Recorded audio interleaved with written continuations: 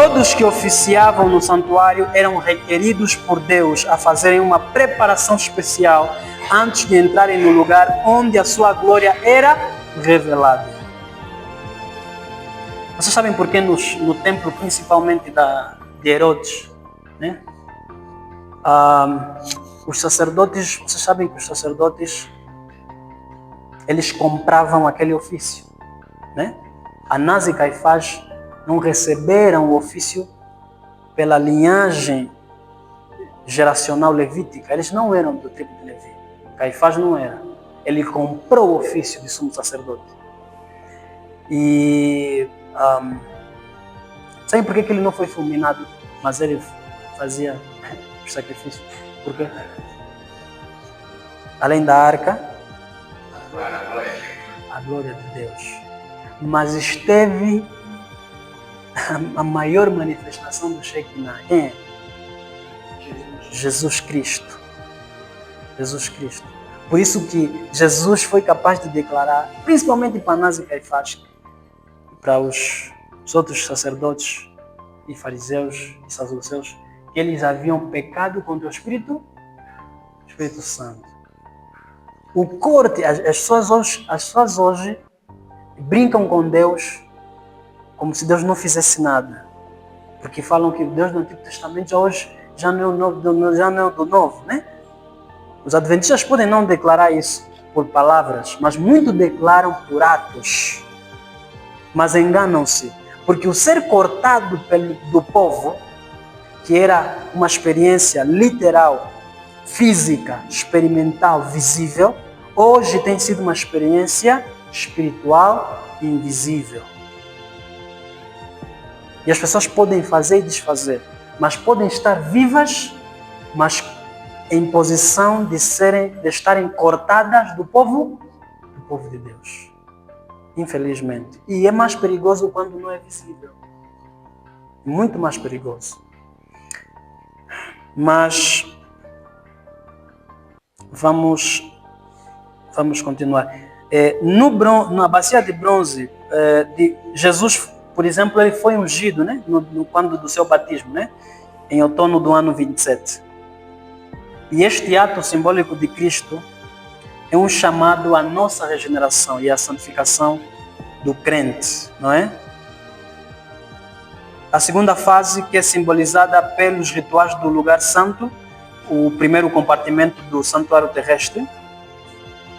Essa fase, na vida de Cristo, iniciou após a ascensão de Cristo ao céu, no ano 31 DC, quando ele iniciou seu sacerdócio no santuário celestial como nosso mediador e intercessor perante o Pai. E alguns gostam de dizer assim, que você lê o Lucas 24 e o Atos 1, acompanhado de Apocalipse 4. Você vai entender bem a ascensão de Cristo. Apocalipse 4, versos 4 e 5, né? Capítulo 4 e 5. Porque quando você vai no Apocalipse 4, você não vê o Cordeiro lá, né? Mas quando vai no Apocalipse 5, você já lhe vê lá. Há uma relação, certo? Uma relação. Em Atos e Lucas, Cristo ascende. Em Apocalipse 5, Cristo chega no céu. É maravilhoso.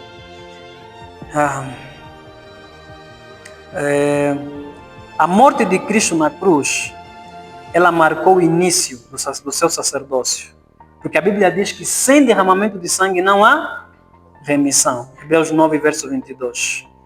Antes da sua morte na cruz, ele não fizera nenhum outro sacrifício. Portanto, era necessário que Cristo primeiro fizesse esse sacrifício para que o sacerdócio tivesse início. A mesa com os pães da proposição. A mesa ela estava localizada no lado norte do tabernáculo, segundo Êxodo 40, verso 22. E Patriarcas e Profetas, página 354, Ellen White diz: os pães da proposição eram conservados sempre perante o Senhor como uma oferta perpétua. Como uma oferta o quê? Perpétua.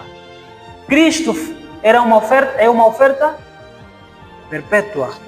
Era um reconhecimento de que o homem depende de Deus, tanto para o pão temporal como para o pão espiritual.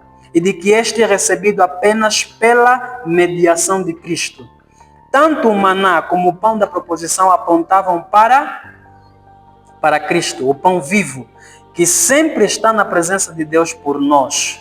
Ele mesmo disse, eu sou o pão vivo que desceu do céu. João 6, 48 a 51. Então Cristo está sempre na presença de Deus por quem? Por nós. E isso pode virar um sermão, mas por isso que João diz assim, 1 João 2, verso 1, né? Que nós já conhecemos muito bem. Filhinhos, escrevo-vos isso para que não pequeis. Mas se alguém pecar, o que há? Vem João, ele usa o tempo presente, né? O tempo presente contínuo, no grego. Ele diz, nós temos um advogado, certo? Ou seja, antes de você pecar, Cristo já está lá como teu advogado. Depois de você pecar, Cristo está lá como teu advogado.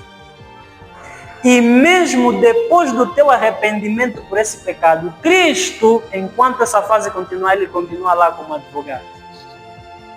Entendemos? Cristo está sempre. Por isso que quando pecamos ou quando erramos o alvo, né? Não desanimemos. Alguns desistem da fé, infelizmente, porque pecaram, desistem da fé ou baixam as normas, dizendo que Deus já não está com eles, acabam por não se dedicar mais a Deus.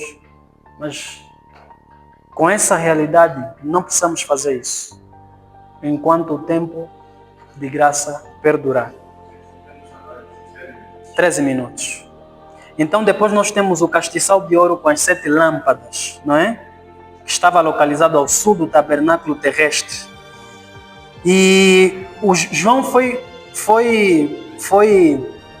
abençoado, né? E ele contemplou o primeiro compartimento do santuário celestial. Ele diz que eu vi ali em Apocalipse 4, verso 5, eu vi ali 7 lâmpadas de fogo.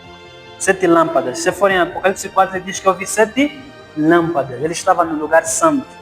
João estava apontando através desses símbolos que a posição dele, a posição de Cristo. Também você encontra em Grande Conflito na página 414. E o pastor S.N. Haskell, um pioneiro, no livro The Cross and Its Shadow, a cruz e a sua, página 50, já tem em português, sim. Ele diz que a igreja de Cristo é o castiçal para fazer brilhar a luz em meio às trevas morais. O Salvador diz, vós sois a luz do mundo. Mas antes da igreja, o próprio Cristo é a luz do mundo. O altar de incenso, nós também já conhecemos. O altar de incenso não representa as orações. Certo? Entendemos? O altar de incenso não representa primeiramente as orações.